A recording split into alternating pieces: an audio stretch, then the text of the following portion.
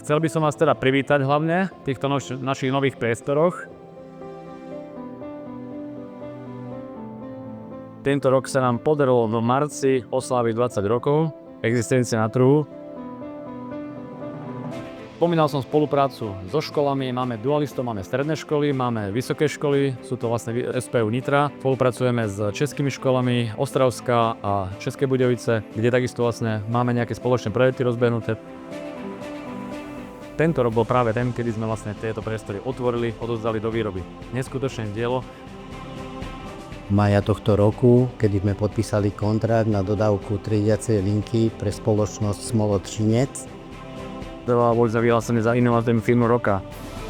Chcem vám touto cestou poďakovať za svoju celoročnú spoluprácu, ktoré ste venovali firme, ktorú ste venovali ešte raz svojim kolegom. Boli sme nominovaní na finalistu súťaže EY Podnikateľ roka.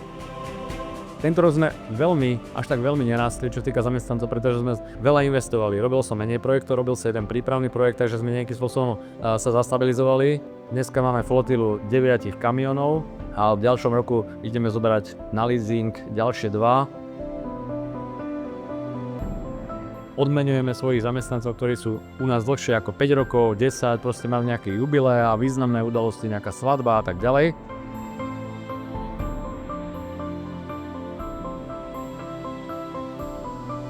Ja som spomínal, že my sme aktívni aj v rámci nejakej tej pomoci občianskemu združeniu Leustach, ktorý sa venuje obnove.